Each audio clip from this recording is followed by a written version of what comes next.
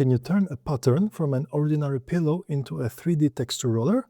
I saw this pillow and thought, why not try it? First, I take a photo straight from above with my phone. Then, I upload it to ChatGPT or Gemini and use a simple prompt. Turn this pattern into a clean black and white PNG in very high quality, over 8000 pixels. A few moments later, I've got my texture file. Now I open Blender, a completely free 3D software. After opening Blender, we click the cube, we delete it, and perspective camera, we delete it as well. Here in Scene Properties, I'm going to Units and change the unit scale to 0.001, length millimeters. Then Shift and A, Mesh, Cylinder. Here in Add Cylinder, we change vertices 256, Enter, radius 10 millimeters and depth 100 millimeters. All right, so this is it. Of course, you can make your own dimensions. Then we go back to Edit mode.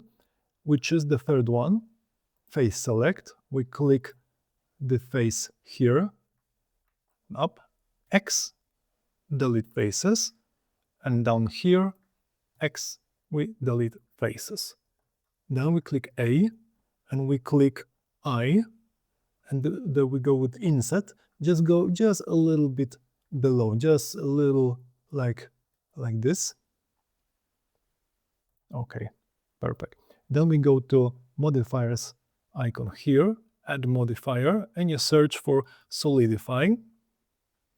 We click it, and in Thickness, yeah, we go, in this case, yeah, to the middle, like this, like 2 millimeters more or less. Then we go to Object mode, and we apply this modifier. Perfect. Then we go back to Edit mode. You're changing it to this vertex mode, the first one, and let's choose Loop Cut, this icon. We click here, and number of cuts 500 to get a better resolution of our roller. Enter. That's right. Then this icon here, Data Properties. You click plus, and you click Assign. You can see that this is still orange, and it should be. Perfect. Then we go back to Object mode, and we click Modifiers again, Add Modifier, and you search for Multi-Resolution. We click it. We click Subdivide Once. 1, 1, and 1. Then we apply. That's right. Then we add modifier again, search for Displace. Okay, you click Coordinate, UV, UV Map, you click UV Map, Vertex Group, you choose Group. Okay, Strength, we can change it to 1.6, I think is okay. Then, here, the texture icon should appear. We click it, we click New, and then you click Open, and you search for your PNG file. Thanks for watching so far. If you are enjoying the video, don't forget to like, comment, and subscribe. It really helps the channel grow. Okay, after opening, it should look like this, but we'll fix it in a minute. To do it, you go to UV Editing. It's here. You click wherever, all right, and then you click A again. And then you choose from this icon here, the image icon, you click the arrow and you choose your file PNG. It should be here. Perfect. Then you click G to move it and Y to move it down, for instance. So this is the orange area. This is the area of your texture that is going to appear here. So this is going to appear on the roller. So you can make it bigger, smaller, you can move it. So I will make it bigger with S. I press S and I press Y.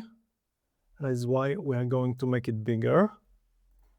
And I can press S and I can press X to make it smaller, like here. You can move it with the G, for instance, G and Y, and you go like this direction, and the G and X, and you go in this direction. If it's okay, I think it's good, I'm clicking the object mode. Now in C, that it's perfectly fine. In object mode, right click on the mouse, shade smooth, this option here. Yeah. Then we go back to this texture properties and you go to sampling and interpolation. Let's go much higher. I'm going like with even 20. It's good. It's making our pattern look much better, much smoother. So it looks like this.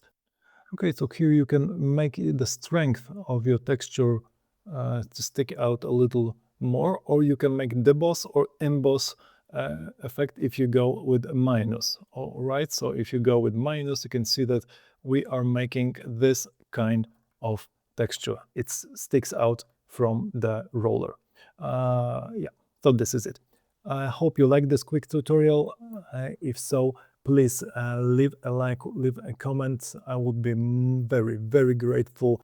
So yes, it works and it's actually ridiculously fast. In just a few minutes, you can turn almost any pattern into a custom 3D texture. Let me know in the comments what I should turn into a texture roller next. Thank you very much. Send me your weirdest ideas. Thank you and bye bye.